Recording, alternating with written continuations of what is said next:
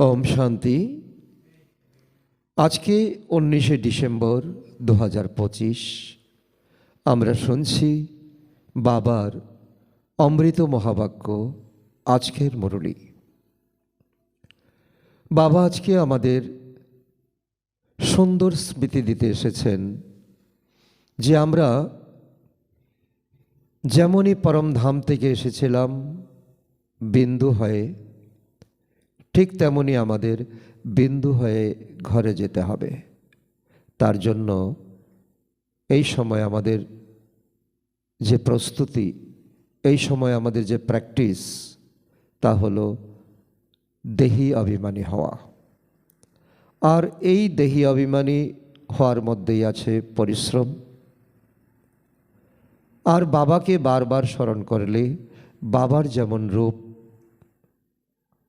বাবা নিরাকার বিন্দু রূপ, তো বাবাকে স্মরণ করলে নিজের রূপকেও আমরা অনুভব করতে পারব। আর অন্তিম সময়ে যেমন আমাদের রূপ হবে, মতি হবে, তেমনই আমাদের গতি হয়ে যাবে। খুব সুন্দর স্মৃতি দিয়ে বাবা আজকের মহাবাক্য আলোচনা করেছেন। বাবা এও বলেছেন যে প্রত্যেক আত্মার মধ্যে তার সুনির্দিষ্ট পার্ট ভরা থাকে। আর যখনই আমাদের চোখের সামনে কোনো ঘটনা, আকস্মিক কোনো ঘটনা হয়ে যায়, তো আমরা চমকে যাই, কিন্তু বাবা বলে নাথিং নিউ। আর বাবা নিরহংকারী হয়। বাবা আজকে আমাদেরকে উপহার দিয়েছেন সেই শিক্ষা, যে শিক্ষার মধ্যে আছে নিরহংকারিতা। বাবা বলছেন যে আমি যে তোমাদেরকে জ্ঞান দিতে এসেছি বা জ্ঞান দিচ্ছি, এতে আমার কোনো মহত্ব নেই, কারণ আমিও ড্রামার মধ্যে বাঁধা। তো পরমাত্মা নিজের কোনো ক্রেডিট নিচ্ছেন না, সকল ক্রেডিট ড্রামার উপরে ছেড়ে দিয়েছেন। ঠিক তেমনি এই পরমপিতা পরমাত্মার সন্তান আমরাও যদি এই আমাদের কর্মজীবনে আমরা যদি ক্রেডিটকে পরমাত্মার উপর ছেড়ে দেই, ড্রামার উপর ছেড়ে দেই, তাহলে আমাদের পার্ট খুব সুন্দর হবে। আমরা আত্মা অভিমানী হয়ে, দেহে অভিমানী হয়ে আমাদের কর্মের পার্ট খুব সুন্দর রূপে করতে পারব। তো আজকের মহাবাক্য বাবা বলেছেন, মিষ্টি বাচ্চারা, এখন ঘরে ফিরে যেতে হবে, তাই দেহি অভিমানী হয়ে ওঠো। একমাত্র বাবাকে স্মরণ করলে তবে অন্তিমকালে যেমন মতি তেমনই গতি হয়ে যাবে। আজকের প্রশ্ন, ওয়ান্ডারফুল বাবা তোমাদের একটি কোন ওয়ান্ডারফুল রহস্য শুনিয়েছেন? উত্তর, বাবা বলেন, এই অসীম অবিনাশী ড্রামা আগে থেকেই তৈরি, অর্থাৎ পূর্ব নির্ধারিত। এতে প্রত্যেকেরই পার্ট স্থির হয়ে আছে। যেটাই ঘটুক না কেন, নাথিং নিউ। বাবা বলেন, হে বাচ্চারা, এতে আমারও কোনো মহত্ব নেই, আমিও ড্রামার বাঁধনে বাঁধা। এই ওয়ান্ডারফুল গুপ্ত রহস্য শুনিয়ে বাবা যেন নিজের পার্টের মহত্ব দিতে চান না। বাবা কত নিরহংকারী। বাবা সেই নিরহংকারী পরিপন্নতা আমাদেরকেও শেখাচ্ছেন। আমরাও এই জীবনে আমরা যদি নিরহংকার ভাব আমাদের জীবনে রচনা করতে পারি, তাহলে আমাদের কোনো রকম বিকারের স্পর্শই করবে না। আজকের গীত, অবশেষে সেই দিন এলো আজ, যে দিনের আমরা অপেক্ষা করেছিলাম। आखिर वो दिन आया आज जिस दिन का इंतज़ार में थे। ओम शांति। मिष्टी मिष्टी आत्मारूपी বাচ্চারা এই গান গাইছে।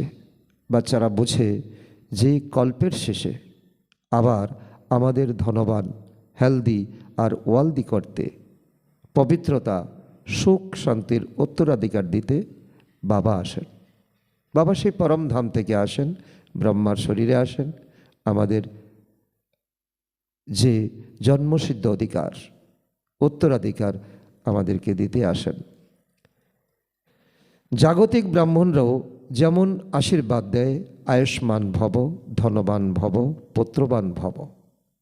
বাচ্চারা, তোমাদের তো উত্তরাধিকার প্রাপ্ত হয়েছে, আশীর্বাদের কোনো ব্যাপার নেই। এখন বাচ্চারা তোমরা পড়াশোনা করছো, তো লৌকিক স্কুল কলেজে পড়াশোনাও যেমন আশীর্বাদের কোনো ব্যাপার নেই, এই ঈশ্বরীয় বিদ্যালয়ে পড়লেও আমাদের কোনো রকম আশীর্বাদের প্রশ্ন নেই। যে যত মনোযোগ দিয়ে পড়াশোনা করবে সে তত বেশি নাম্বার প্রাপ্ত করবে।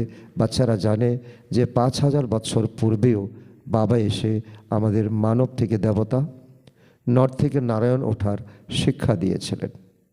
এই শিক্ষায় এখন আমরা মনোযোগী হয়ে উঠছি আর আমরা নিয়মিত পড়াশোনা করছি। বাচ্চারা যারা ঈশ্বরীয় পাঠ পড়ে তারা জানে যে আমরা তো কি পড়াশোনা করছি, কারণ আমরাই জানি এই পড়াশোনার গভীরতা কত। রোজ দিন আমরা পড়ছি একই পড়া, কিন্তু রোজ দিন আমরা আবিষ্কার করছি নিজেকে আর একটু গভীরভাবে, তাই না? তো আমাদেরকে কে পড়াচ্ছেন, এটাও আমাদের কাছে অনেক বড় এক আবিষ্কার, অনেক বড় এক প্রাপ্তি, অনেক বড় একটা সুখ শান্তির আমরা খাজানা পেয়ে গেছি। তাদের মধ্যেও নম্বর অনুযায়ী পুরুষার্থ অনুসার জানে। সকলে তো একরকম পড়াশোনা করে না, কেউ গভীর থেকে গভীরতম মনোযোগী হয়ে পড়ে, তারা তত বেশি তারা শান্তির অনুভব করে। তো এটা তো বলবেই যে আমরা বাচ্চারা জানি যে এই রাজধানী তো স্থাপন হচ্ছে বা ডিটি কিংডম, দৈবী রাজত্ব স্থাপন হচ্ছে। এখন আমাদের এই ঈশ্বরীয় নেশা, আমরা দুনিয়ার চতুর্দিকে কি ঘটছে তো ওই দিকে তাকানোর আমাদের কোনো রকম অবসর নেই। আদি সনাতন দেবী দেবতা ধর্মের স্থাপনা হচ্ছে। প্রথমে শূদ্র ছিলাম, তারপর আমরা ব্রাহ্মণ হয়েছি, তারপর আমাদের দেবতা হতে হবে, বা বাবা আমাদেরকে দেবতা রূপে বরদান দিয়েছেন, আমরা দেবতা রূপে জন্মগ্রহণ করব, তারপর আমরা ক্ষত্রিয় ধর্মে যাব। দুনিয়াতে কারোরই এটা জানা নেই যে এখন আমরা হলাম শূদ্র বর্ণের। দুনিয়াতে মানুষ অন্যের দিকে আঙ্গুল দিয়েছে, নিজেকে খুব স্বাভিমানী করে দেখিয়েছে, আমরা ব্রাহ্মণ, আমরা উচ্চকুল, অন্যকে দেখিয়েছে শূদ্রকুল। কিন্তু বাবা বলে আমাদের বিচার আচার, আমাদের চালচলন এটাই প্রমাণ করে তো আমরা কোন বর্ণের। বাচ্চারা তোমরা মনে করো তো এটা তো হলো সত্যি কথা, বাবা সত্য বলে সত্য ভূমির স্থাপনা করছেন, কারণ সত্যযুগে কোনো মিথ্যা থাকবে না, আর এখানে এই সময় কোনো সত্য থাকবে না। সত্যযুগে মিথ্যা পাপ ইত্যাদি কিছুরই কোনো অস্তিত্ব থাকে না, কারণ সেখানে কোনো রাবণ রাজ্য নেই। কলিযুগেই অজামিল পাপ আত্মারা হয়। তো সাধারণ তার প্রাপ্তির জন্য সে অত্যন্ত কাঁচা মিথ্যে কথা বলতেও কোনো রকম তার ঠোঁট কাঁপে না বা সে কোনো রকম পরোয়া করে না। এই সময় হলো একদম রৌরব নরক, চরম পর্যায়ে অবস্থা চলে গেছে কলিযুগের। দিন দিন রৌরব নরকই দেখা যাচ্ছে। মানুষ এমন সব কর্ম করতে থাকবে যার থেকে বোঝা যাবে তো একদমই তমপ্রধান দুনিয়া হয়ে চলেছে। তো তার জন্য তো পুরাণেও আছে, গরুর পুরাণে আছে যে এই কলিযুগের অন্তিম সময় কাকে বলা হয়, যখন 4 কুয়ার জল যখন 1 কুয়াকে ভরতে পারবে না, তখনই মনে করে নিতে হবে তার উপর সুন্দর কাহিনী আছে। আর আজকের এই কাহিনী প্রত্যেকটা ঘরে ঘরে সাকার হতে চলেছে। তো সেই জন্য বাবা বলছেন এখন হলো কাম মহাশত্রু। এখন এই শত্রু আমাদের বদলা নিচ্ছে। কারোর পক্ষে পবিত্র শুদ্ধ থাকা একেবারে মুশকিল হয়ে দাঁড়িয়েছে। পূর্বে ফকিররা বলতো, তো এমন কলিযুগ আসবে তো যখন 12-13 বছরের কুমারীরা বাচ্চার জন্ম দেবে। এখন হলো সেই সময়। এখন অনেক অঘটন ঘটছে ঘরে ঘরে। কুমার কুমারী ইত্যাদিরা এত সব নোংরা কর্ম করতে থাকে, আর বাবা বলে আর এই কথা জিজ্ঞাসা করো না। যখন একদমই তমপ্রধান হয়ে যায় তখন বাবা বলেন আমি আসি, ড্রামাতে আমারও পার্ট আছে। আমার কোনো ক্রেডিট নেই। ড্রামাতে যা পার্ট আছে হুবহু তা আমি প্লে করছি। আমিও ড্রামার বন্ধনে বাঁধা আছি। বাচ্চারা, তোমাদের জন্য কোনো নতুন কথা নয়। বাবা বোঝানি তো এমনভাবে তো যাতে বাচ্চাদের গভীর থেকে গভীরতম শিক্ষা হয়। তোমরা চক্র পরিক্রমা করলে তখন নাটক সম্পূর্ণ হয়। এখন বাবাকে স্মরণ করলে তোমরা শতপ্রধান হয়ে শতপ্রধান দুনিয়ার মালিক হয়ে যাবে। কত সাধারণ পদ্ধতিতে বাবা বোঝান। বাবা কখনো নিজের পার্টকে এত মহত্ব দেন না। বাবা কত নিরহংকারী। সেই নিরহংকারীপনতা বাবা বারবার বলছেন, আমি তোমাদের অবিডিয়েন্ট সার্ভেন্ট, আমার কোনো পার্টের কোনো মহত্ব নেই। এটা তো হলো আমার পার্ট, নতুন কোনো বিষয় নয়। তো প্রত্যেক কল্পে আমি আসি, ড্রামাতে আমার এমন পার্ট, তাতে আমার কি আর এমন কর্তব্য আছে? তো প্রতি 5,000 বছর পর আমাকে আসতে হয়। আমি ড্রামার বন্ধনে আবদ্ধ। এটি ড্রামার গুরুত্ব বাবা দিচ্ছেন। এসে বাচ্চারা, তোমাদের খুব সহজ স্মরণের যাত্রা আমি বলে দেই। আমি রাজযোগ তোমাদেরকে শেখাই। তোমরা 2,500 বছর ধরে তোমরা তো অনেক ভক্তি করেছো, কারণ ভক্তি করতে করতে তোমরা নিচে নেমে এসেছো। উপরে ওঠার কোনো রাস্তাই কেউ বলে দিতে পারেনি, কারণ কারো হাতে সেই মানদণ্ড নেই। আর অন্তিমকালে যেমনই মতি হবে তো তেমনই গতি হয়। এই জন্য এখন তোমরা রাজযোগ প্র্যাকটিস করো, নিজেকে আত্মা মনে করো, পিতা পরমাত্মাকে স্মরণ করো। করতে করতে করতে করতে অন্তিম সময় যখন নিজের আত্মিক স্থিতি যখন পাক্কা করবে, তো সেই মতি অনুসারে তোমার গতি হবে। তো সেইটা এই সময়ের জন্যই বলা হয়েছিল। তো এটা অন্তিমকাল, তাই না? বাবা যুক্তি বলে দেন, শুধুমাত্র মামে কম স্মরণ করলে শতপ্রধান হয়ে যাবে। বাচ্চারাও বুঝতে পারে আমরা নতুন দুনিয়ার মালিক হব। তো এটা আমাদের নিউ জেনারেশন, নিউ ব্লাড। বাবা এখন আমাদের শূদ্র থেকে ব্রাহ্মণ করেছেন। আমরা এখন ব্রাহ্মণ থেকে দেবতা হব, দেবতা থেকে আমরা ক্ষত্রিয় হব। বাবা ক্ষণে ক্ষণে বলেন নাথিং নিউ, অর্থাৎ নতুন কিছু নয়। কারণ তো ড্রামায় যেমন পার্ট প্রত্যেক আত্মার মধ্যে আছে লিপিবদ্ধ, তো তেমনি কল্প কল্প সেই পার্ট হতেই থাকবে। একটা জিনের গল্প আছে না? তো জিন এসে বলছে রাজাকে যে যে আমাকে কাজ দাও। রাজা তো আর কলকিনারা খুঁজে পাচ্ছে না, যে কাজ দিচ্ছে মুহূর্তের মধ্যে করে আসছে। তারপর রাজা দেখলো তাকে তো কাজ দিয়ে কোনো বশ করা যাবে না। তারপর রাজা বলল, সিঁড়ি দিয়ে ওঠো, সিঁড়ি দিয়ে নামো। তো এই অর্থাৎ তো বাবাও বলেন এই খেলাও তো নেমে যাওয়ার আর ওঠার।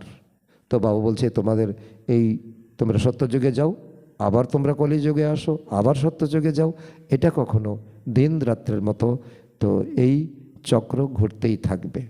পতিত থেকে পবিত্র, আর পবিত্র থেকে পতিত তোমাদের হতেই হবে। এর থেকে নিষ্কৃতি নাই। কারণ কোনো আত্মার পরমাত্মাতে লীন হয়ে যাওয়ার কোনো পার্ট নেই।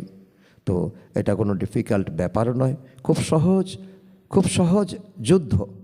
তো কোনটা এটা না বুঝতে পারার কারণে শাস্ত্রে লড়াইয়ের কথা দেখিয়ে দিয়েছে, কৌরব পাণ্ডবের যুদ্ধ। তাও তো যেখানে যুদ্ধ দেখিয়েছে, তো সেই মাঠ তো অতীব ক্ষুদ্র। কারণ এই 18 অক্ষয়ণী সেনা যেখানে যুদ্ধ হয়েছিল সেখানে তাদের সংকলন হওয়ার কোনো ব্যবস্থাপনাই নেই। তো এই জন্য বাবা বলছে শাস্ত্রে তো যুদ্ধ দেখিয়েছে। বাস্তবে মায়া রাবণের উপর বিজয় প্রাপ্ত করা তো হলো খুবই বড় লড়াই। কারণ বারবার এই নির্বলকে তো মায়া রাবণ বারবার পরাজিত করে ফেলে, আর বারবার এই নির্বল আত্মা আবার জেগে ওঠে, আবার মায়া আক্রমণ করে।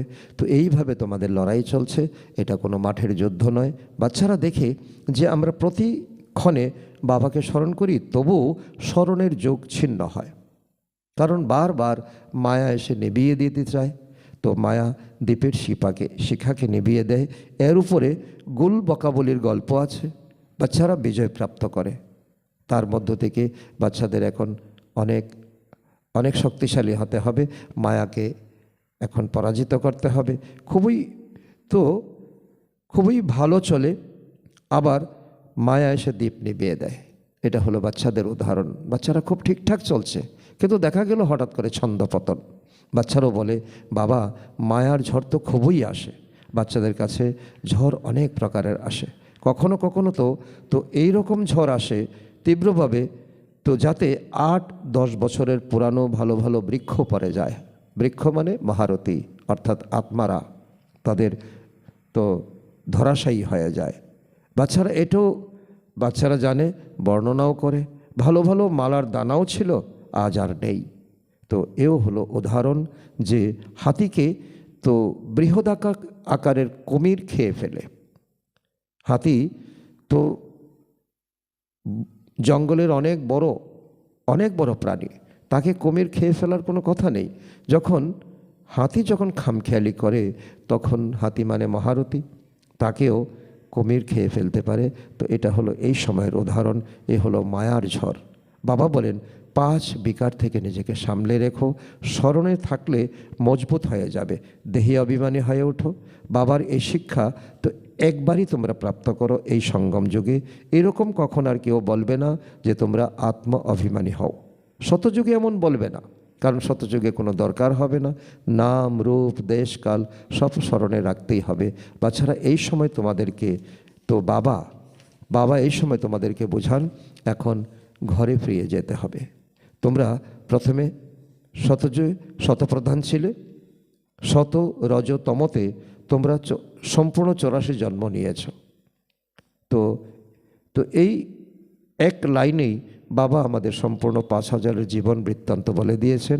আর এই অল্প সময়ের মধ্যে নিজের জীবনকে অনুভব করা এবং অন্যকে অনুভব করানো, এতেও নম্বর 1 হলেন ইনি, মানে ব্রহ্মা বাবা।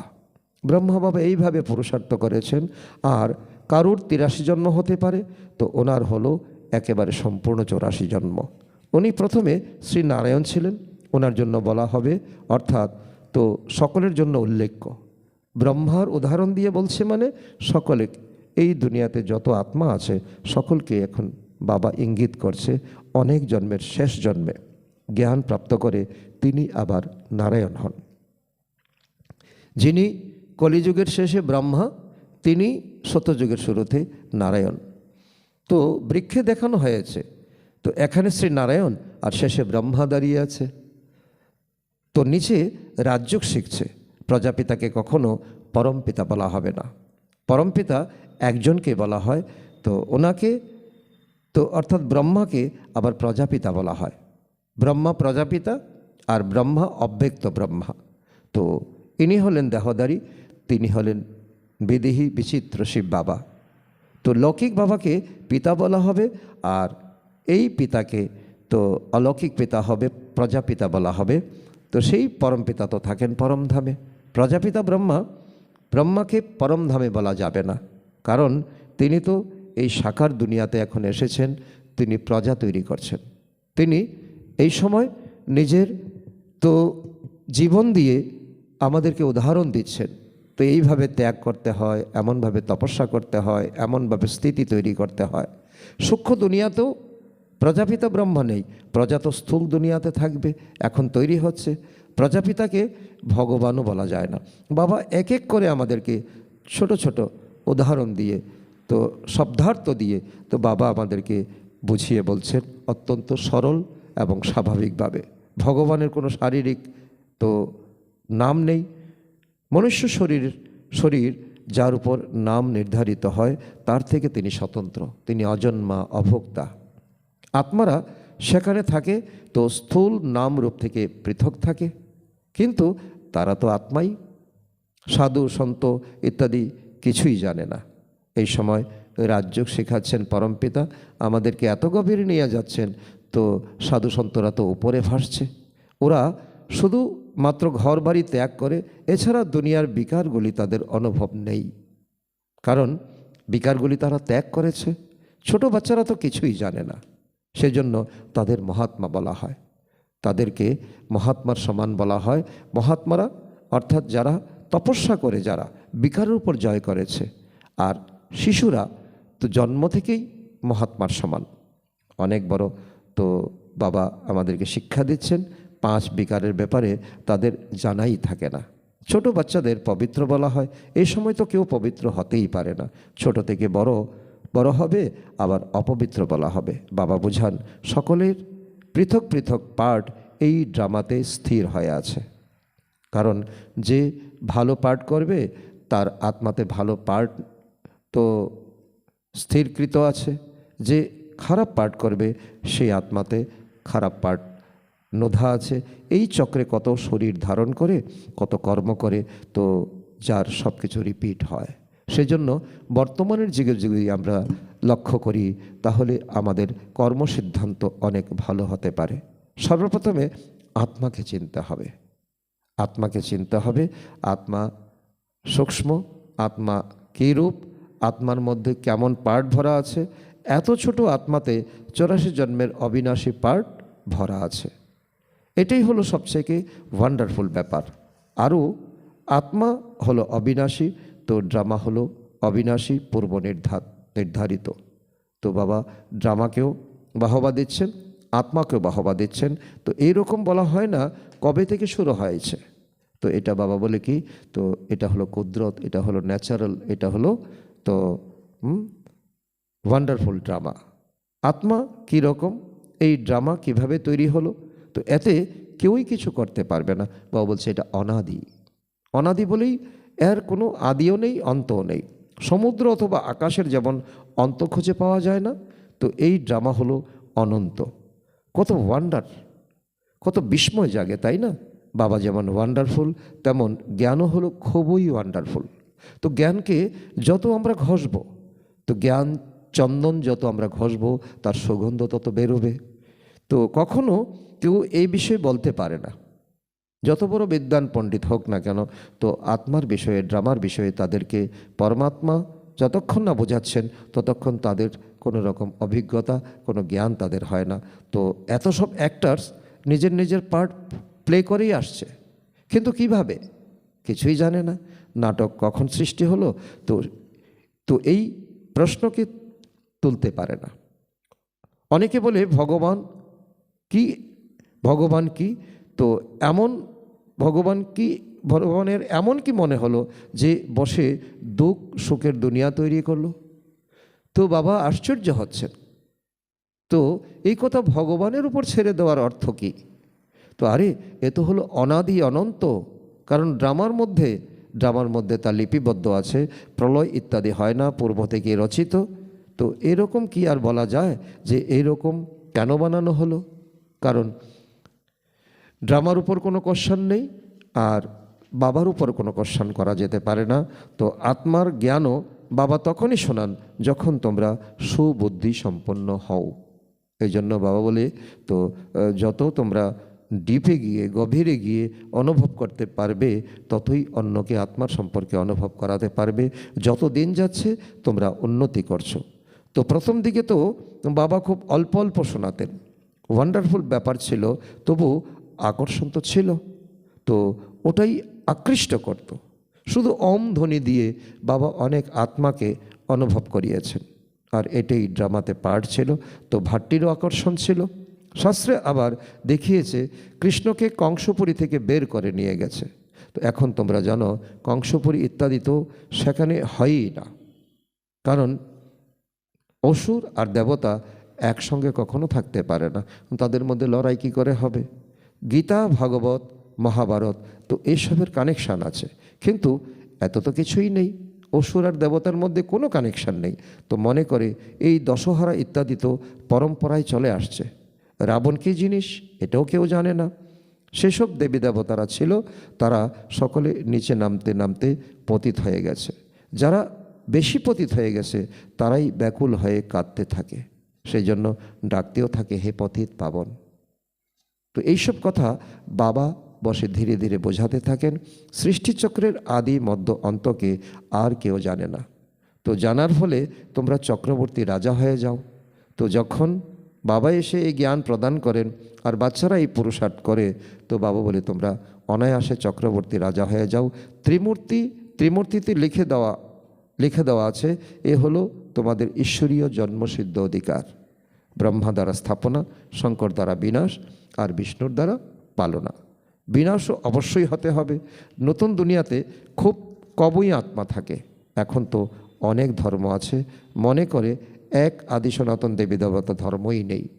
সব কিছু আছে, কিন্তু আদি সনাতন দেবদেবী ধর্মের রচয়িতা, আদি সনাতন দেবদেবীর ধর্মের যে ফাউন্ডেশন সেটাই নেই।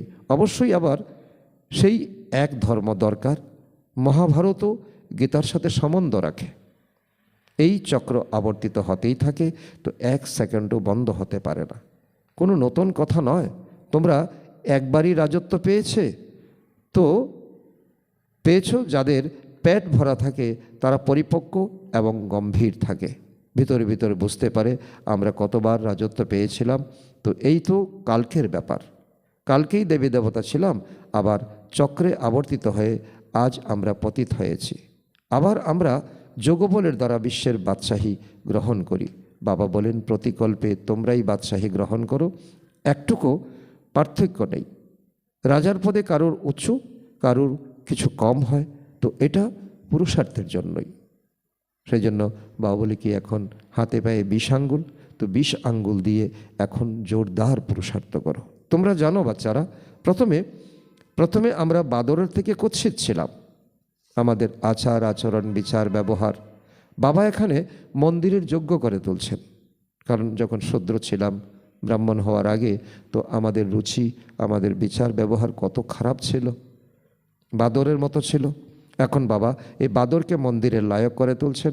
ভালো ভালো বাচ্চা তো যারা তাদের আত্মা রিয়েলাইজ করে, সব সময় আমি তো কোনো কাজেরই ছিলাম না, এমনি তো আমার জীবন বরবাদ হয়ে গিয়েছিল।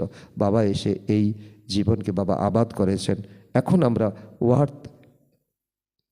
ওয়ার্থে পাউন্ড অর্থাৎ মূল্যবান হচ্ছি। প্রতিকল্পে বাবা আমাদের পেনি থেকে পাউন্ড করেন।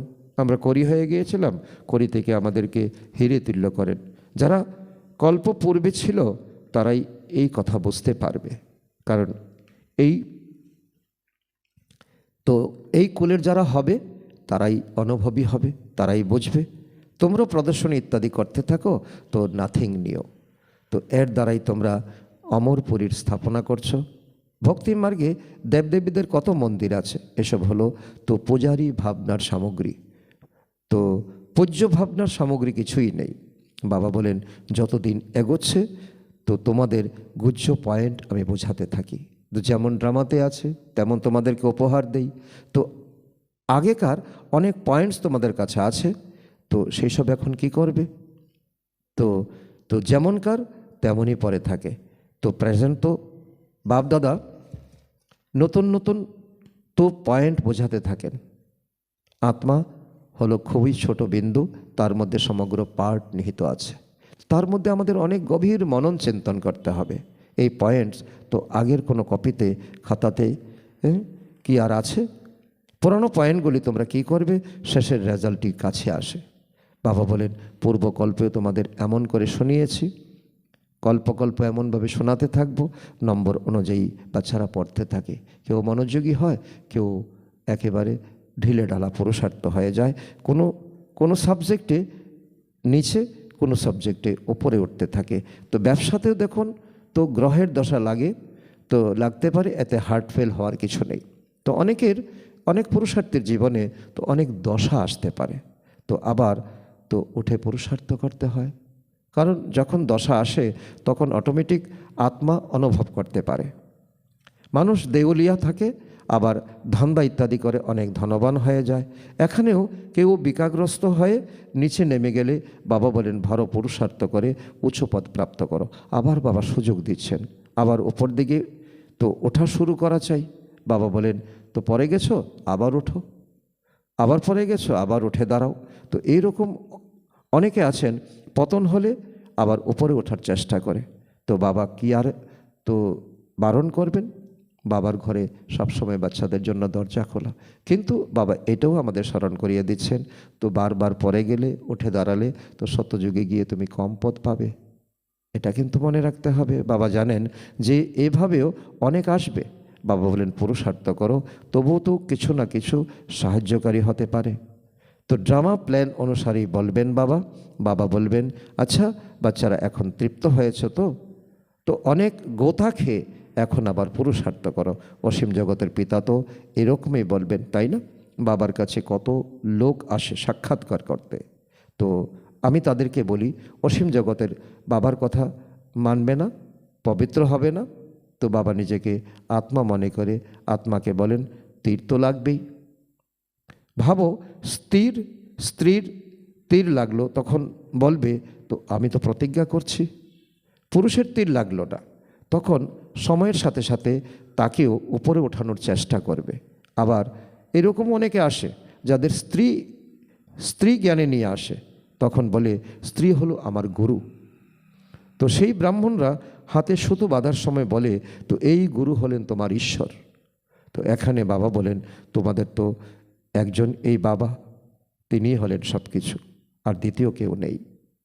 এটাই অবলম্বন, আর এই অবলম্বনকে যদি অন্তিম পর্যন্ত আমরা তো স্থির রাখতে পারি তো অন্তিমতি সগতি হবে। তো সবাই তাকে স্মরণ করে, আর করা উচিত ওই একের সাথে যুক্ত হতে হবে। তো এই দেহ আমার নয়, এমন স্থিতি আমাদের বানাতে হবে। এই দেহ হলো নশ্বর, এই 5 তত্ত্ব দিয়ে তৈরি।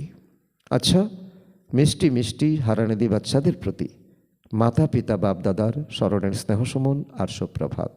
আত্মাদের পিতা তার আত্মারূপী বাচ্চাদের জানাচ্ছেন নমস্কার। আমরা আত্মারূপী সন্তানরা আমাদের মাতা পিতা বাপদাদাকে জানাই স্মরণের স্নেহসুমন, সুপ্রভাত ও নমস্কার। ধারণার জন্য মুখ্য সার 1 নম্বর, কোনো গ্রহের দশা এলে উৎসাহ হারিয়ে বসে থাকতে নেই, আবার পুরুষার্থ করে বাবার স্মরণে থেকে উচ্চপদ প্রাপ্ত করতে হবে। নাম্বার 2, স্থিতি স্মরণের দ্বারাই মজবুত করতে হবে, যাতে কোনো মায়ার ঝড় আক্রমণ করতে না পারে। বিকারগুলির থেকে নিজেকে সামলিয়ে রাখতে হবে। আজকের বরদান, সর্বশক্তির লাইটের দ্বারা আত্মাদেরকে রাস্তা দেখানো চৈতন্য লাইট হাউস ভব। তার অর্থ হলো, যদি সদা এই স্মৃতিতে থাকো যে আমি আত্মা বিশ্ব কল্যাণের সেবার জন্য পরমধাম থেকে অবতীর্ণ হয়েছি, তাহলে যা কিছু সংকল্প করবে, কথা বলবে, তাতে বিশ্ব কল্যাণ সমাহিত হয়ে থাকবে। আর এই স্মৃতি লাইট হাউসের কাজ করবে। যেরকম ওই লাইট হাউস থেকে এক রঙের লাইট বের হয়, এরকম তোমরা চৈতন্য লাইট হাউস দ্বারা সকল শক্তির লাইট আত্মাদেরকে প্রত্যেক কদমে রাস্তা দেখানোর কার্য করতে থাকবে। তো আজকের স্লোগান, স্নেহ আর সহযোগের সাথে শক্তিরূপ হও, তাহলে রাজধানীতে প্রথম দিকের নম্বর পেয়ে যাবে। অব্যক্ত ইশারা, এখন সম্পন্ন বা কর্মাতীত হওয়ার ধন লাগাও। আজকের পয়েন্ট, যেরকম কর্মে আসা স্বাভাবিক হয়ে গেছে, সেরকম কর্মাতীত হওয়াও স্বাভাবিক হয়ে যাবে। কর্ম করো আর স্মরণেও থাকো। যে সর্বদা কর্মযোগী স্টেজে থাকবে সে সহজেই কর্মাতীত হতে পারবে। তো যখন চাও কর্মে এসো, আর যখন চাও পৃথক হয়ে যাও। এই প্র্যাকটিস কর্ম করার মাঝে মাঝে করতে থাকো। আচ্ছা, ওম শান্তি।